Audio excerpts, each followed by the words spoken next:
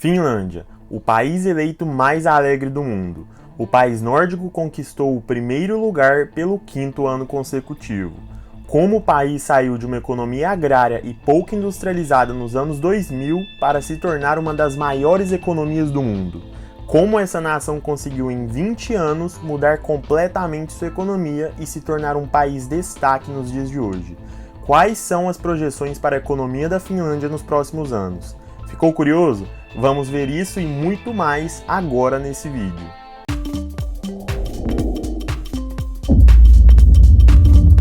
O canal Negócio Certeiro é o lugar onde você vai aprender tudo sobre o mundo dos negócios. Nesse canal nós aprendemos como ganhar dinheiro, como criar um negócio do zero e vemos as melhores histórias de sucesso. Aqui eu te proporciono as ferramentas para ajudar na sua jornada para o sucesso. Então já inscreva-se aqui no canal e clica no sininho de notificações para ficar por dentro da gama de conteúdos que disponibilizamos toda semana. É rápido e fácil, só clicar no botão de inscrever-se para ter acesso a todo o nosso conteúdo. Muito obrigado pela sua inscrição. Finlândia é um país com uma história econômica muito interessante. A nação que tinha suas bases na economia agrária saiu à frente e se tornou um país marcado pela industrialização e desenvolvimento. Um país destaque no campo global dos dias de hoje. Vamos ver nesse vídeo como a Finlândia conseguiu sair de uma economia agrária e crises econômicas para se tornar um país destaque nos dias de hoje. Um país que foi eleito 5 anos consecutivos como o país mais feliz do mundo. Antes de sabermos quais são as futuras expectativas econômicas da Finlândia, precisamos conhecer um pouco de sua história econômica. Devemos saber qual foi o caminho trilhado por essa nação que a fez chegar onde se encontra nos dias de hoje. Com esse intuito, esse vídeo foi dividido em 3 partes. No primeiro ato, vamos ver a economia finlandesa do século XX. Logo veremos o boom do país pós-guerra e, por fim, veremos a economia do país dos anos 2000 até os dias de hoje. Fique comigo até o final do vídeo para descobrir o segredo por trás desse sucesso e quais são as futuras projeções econômicas dessa grande nação. 2000 anos depois. Primeiro ato. Finlândia do século XX. Finlândia está localizada no extremo norte da Europa, marcada pelo Mar Báltico e fazendo fronteira com a Federação Russa a leste. Fazia parte da Suécia até o ano de 1809, que foi quando o país se tornou um grão-ducado autônomo incorporado pelo Império Russo, e só foi conseguir sua independência anos mais tarde, em 6 de dezembro de 1917. A Finlândia está entre os maiores países da Europa em área, mas é uma nação escassamente povoada com 16 pessoas por metro quadrado, aproximadamente 5,3 milhões de pessoas no total. A nação conta com 2 grupos linguísticos oficiais, a maioria de língua finlandesa e uma minoria de língua sueca. A economia finlandesa, desde os primórdios de sua história, sempre foi marcada pela agricultura e pela silvicultura, que é o cultivo de árvores, visto que sua devasta área possui grande abundância em árvores coníferas, porém escassez de outros minérios cobiçados, como petróleo, carvão e outros minerais, além de um limitado acesso à energia hídrica, apesar de seu grande número de lagos. No século XIX, o país deu início a um modesto processo de industrialização, claramente mais tarde do que a Europa Ocidental, com a implantação das primeiras fábricas modernas de algodão nas décadas de 1830 e 1840. A exportação de vários produtos industriais e artesanais para a Rússia a partir da década de 1840, bem como a abertura dos mercados britânicos aos produtos de serraria finlandesa na década de 1860, foram importantes gatilhos para o desenvolvimento industrial. A partir da década de 1870, a celulose e o papel, à base de fibra de madeira, tornaram-se os principais itens de exportação para o mercado russo.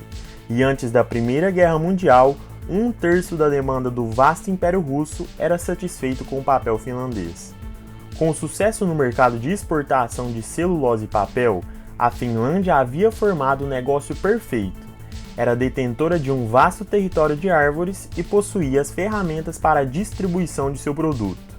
Finlândia tornou-se uma economia muito aberta após as décadas de 1860 e 1870, com uma participação de exportação igual a 1/5 do PIB e uma participação de importação de 1/4. importando grãos e outros gêneros alimentícios, como também grande parte de suas importações correspondiam a bebidas e tabaco.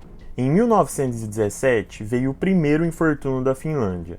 A Revolução Russa e a independência do país causaram um contratempo na economia, já que a Finlândia havia cortado os laços comerciais que possuía com a Rússia, o que foi devastador para a economia finlandesa. E para agravar essa condição, a situação alimentar no país estava particularmente complexa, pois 60% dos grãos necessários eram importados. Vendo esse déficit em sua economia e método de produção, o país se viu na obrigação de buscar formas para solucionar esse problema e proporcionar um melhor estado de vida para a população. Dessa forma, o governo impulsionou um projeto de reforma agrária em 1918, que garantiu terras para arrendatários e trabalhadores agrícolas. Um grande número de novas e pequenas fazendas foram estabelecidas, que só poderiam sustentar as famílias se tivessem uma renda extra do trabalho florestal. O país permaneceu em grande parte agrário. Às vésperas da Segunda Guerra Mundial, quase metade da força de trabalho e 1/3 da produção ainda estavam nas indústrias primárias. A proteção tarifária e outras medidas políticas ajudaram a aumentar a produção doméstica de grãos para 80% a 90% do consumo em 1939, o que sanou quase que completamente o problema que o país enfrentava de importação de grãos necessários. A reconstrução pós-guerra na Europa e a consequente demanda por madeira logo colocaram a economia em um caminho de crescimento rápido. A diferença entre a economia finlandesa e as economias ocidentais diminuiu drasticamente no período entre guerras, embora tenham permanecido a mesma entre os países escandinavos, que também experimentaram um crescimento rápido. A taxa de investimento atingiu novos patamares, o que também melhorou a produtividade do trabalho, e para surpresa de todos, a depressão da década de 1930 foi mais branda do que muitos outros países europeus, devido à demanda contínua por celulose e papel. Não pode ser! Pode ser que sim. Não é possível! Sim, é. Segundo ato, o boom pós-guerra. A Finlândia saiu da Segunda Guerra Mundial prejudicada pela perda de 1/10 de seu território e com 400 mil evacuados da Carélia. As unidades produtivas estavam em ruínas e a situação da matéria-prima era precária. O que tornou a reestruturação do país possível foi que durante o período entre guerras, o país possuía um desenvolvimento favorável das indústrias domésticas de máquinas e construção naval, baseadas na demanda doméstica, além de ser um fornecedor ativo de armas aos exércitos durante a guerra. Ao mesmo tempo, as exportações de madeira para o Ocidente recomeçaram. Gradualmente, a capacidade produtiva foi modernizada e toda a indústria foi reformada. Evacuados e soldados receberam terras para se estabelecer e isso contribuiu para a diminuição do tamanho das fazendas. As exportações e importações que haviam permanecido em níveis internacionalmente altos durante os anos entre guerras lentamente retornaram aos níveis relativos anteriores. Além disso, o governo optou por não receber a ajuda Marshall dos Estados Unidos, por causa da situação política mundial. Os acordos comerciais bilaterais com a União Soviética começaram em 1947 e continuaram até 1991, quando a URSS foi dissolvida.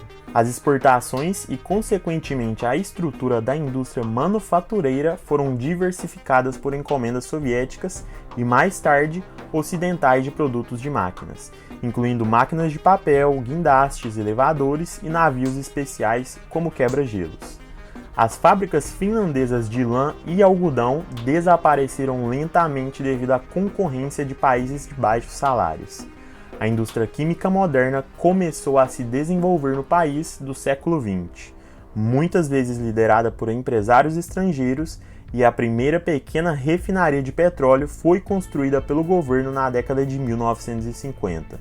O governo se envolveu ativamente nas atividades industriais no início do século XX, com investimentos em mineração, indústrias de base, produção e transmissão de energia e construção de infraestrutura.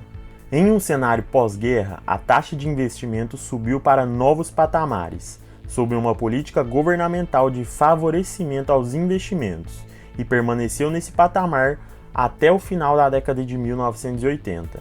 O crescimento da força de trabalho parou no início da década de 1960 e desde então o crescimento econômico dependeu de aumentos na produtividade, em vez de maiores insumos de mão de obra. A política agrícola, cujo objetivo era garantir rendas razoáveis e empréstimos favoráveis aos agricultores e a disponibilidade de produtos agrícolas domésticos para a população, logo levou à superprodução em vários grupos de produtos. As primeiras limitações à produção agrícola foram introduzidas no final da década de 1960. Em 1950, a população finlandesa chegou a 4 milhões. E o baby boom do pós-guerra colocou uma pressão extra sobre o sistema educacional. O nível educacional da população finlandesa era baixo em termos da Europa Ocidental na década de 1950, mesmo que todos soubessem ler e escrever. O sistema educacional subdesenvolvido foi expandido e renovado, à medida que novas universidades e escolas profissionais foram fundadas, e o número de anos de educação básica obrigatória aumentou. A educação é administrada pelo governo desde as décadas de 1960 e 1970 e é gratuita em todos os níveis. A Finlândia começou a seguir o chamado modelo bem-estar nórdico e melhorias semelhantes na saúde e na assistência social foram introduzidas, normalmente um pouco mais tarde do que nos outros países nórdicos. Um sistema público de saúde foi introduzido em 1970 e o Seguro Nacional de Saúde também cobre parte do custo de cuidados de saúde privados. Durante a década de 1980, a distribuição de renda tornou-se uma das mais equilibradas do mundo. Bando de burguês safado! Último ato: crescimento econômico do país até os dias de hoje. O caminho da Finlândia para a prosperidade e integração com o Ocidente tem sido longo e acidentado, e a partir da década de 70, a nação começou a enfrentar um desenvolvimento mais lento de sua economia. O primeiro estudo econômico da Finlândia da OCDE, publicado em 1969, observou que, abre aspas, o grande peso da agricultura, tanto em termos de produção quanto de emprego, ainda é uma característica importante da economia finlandesa, fecha aspas. As crises do petróleo da década de 1970 colocaram a economia finlandesa sob pressão. Embora as reservas de petróleo do principal fornecedor, a União Soviética, não mostrassem sinais de esgotamento, o preço aumentou em linha com os preços do mercado mundial. O crescimento econômico na década de 1980 já foi um pouco melhor do que na maioria das economias ocidentais. E no final da década de 1980, a Finlândia conseguiu alcançar pela primeira vez o crescimento lento do PIB per capita sueco. A eletrônica começou sua ascensão espetacular na década de 1980 e foi a maior indústria de manufatura individual, com uma participação de 25% em toda a manufatura. Conectado a esse desenvolvimento estava o aumento dos gastos com pesquisa e desenvolvimento para 3% do PIB, um dos mais altos do mundo. As empresas finlandesas de papel estavam entre as maiores produtoras de papel do mundo, embora a produção desse produto representasse apenas 10% da produção industrial. No início da década de 1990, o colapso do comércio soviético, a recessão na Europa Ocidental e os problemas de adaptação à nova ordem liberal do movimento internacional de capitais levaram a economia finlandesa a uma depressão pior do que a década de 1930. O PIB caiu mais de 10% em 3 anos e o desemprego subiu para 18%. A crise bancária desencadeou uma profunda mudança estrutural no setor financeiro finlandês. Mas a Finlândia mostrou resiliência e a economia começou a se recuperar e tornou-se cada vez mais baseada no conhecimento, como ilustrado pelo sucesso espetacular da Nokia, que na década de 1990 se tornou uma das marcas líderes mundiais em telefones celulares. A Finlândia aderiu à União Europeia em 1995, que apoiou as reformas econômicas e impulsionou o comércio. Quando a crise financeira global atingiu em 2008, a produção per capita da Finlândia alcançou o da Alemanha e da Suécia. Mas como na década de 1990, a crise foi dura. Os efeitos da crise econômica global foram agravados pelo colapso do negócio de telefonia móvel da Nokia, uma queda acentuada na demanda por papel e uma recessão na Rússia. A posição da indústria papeleira nórdica está baseada em madeira cara e de crescimento lento. Está ameaçada por novas fábricas de papel fundadas perto das áreas de consumo em expansão na Ásia e aqui na América do Sul, que usam madeira tropical local e de rápido crescimento. As anteriormente significativas operações de serraria constituem agora uma porcentagem muito pequena das atividades, embora os volumes de produção tenham vindo a crescer. O que tipificou as últimas 2 décadas é a globalização que se espalhou para todas as áreas. As exportações e importações aumentaram como resultado de políticas de favorecimento à exportação. 1/4 das empresas que operam na Finlândia são de propriedade estrangeira, e as empresas finlandesas têm investimento ainda maiores no exterior. A maioria das grandes empresas são verdadeiramente internacionais hoje em dia. Ou será que não? A discussão recente sobre o estado da economia concentra-se principalmente em 2 questões. A economia muito aberta da Finlândia é muito influenciada pelo desenvolvimento econômico bastante lento da União Europeia. Assim, também não são de esperar taxas de crescimento muito elevadas no país. Em outras palavras, a nação atingiu um patamar estável, apesar de possuir uma taxa de investimento inferior aos seus melhores anos. A outra questão diz respeito ao papel de destaque do setor público na economia. O modelo de bem-estar nórdico é basicamente aprovado, mas os custos criam tensões. A alta tributação é uma consequência disso, e os partidos políticos discutem se a alta participação do setor público desacelera ou não o crescimento econômico.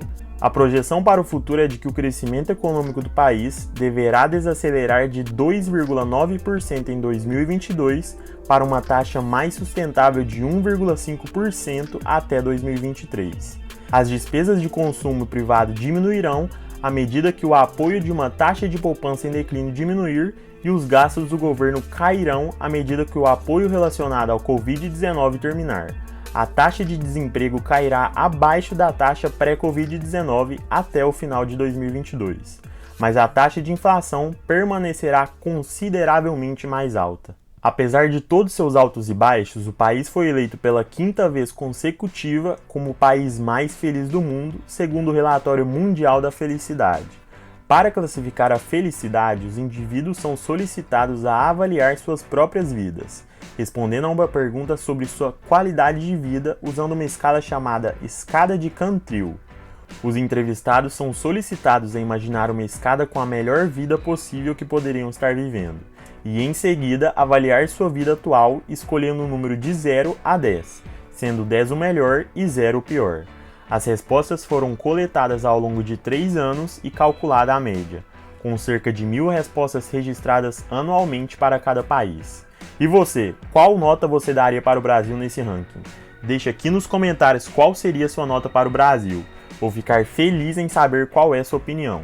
Se você gostou do vídeo e sentiu que ele te ajudou ou agregou em alguma coisa, já deixa seu like e compartilha com 3 pessoas. Dá essa força pro canal compartilhando com 3 pessoas que você conheça. Pode ser parente, amigo, colegas, quem você quiser. Dá essa moral pro canal e compartilhe o vídeo com 3 pessoas. Ah, e se você quiser saber qual é a história econômica da China e como ela conseguiu desbancar os Estados Unidos, é só clicar nesse vídeo aqui do card e eu também vou deixar para vocês essa playlist onde eu falo quais são as pessoas mais ricas de cada país.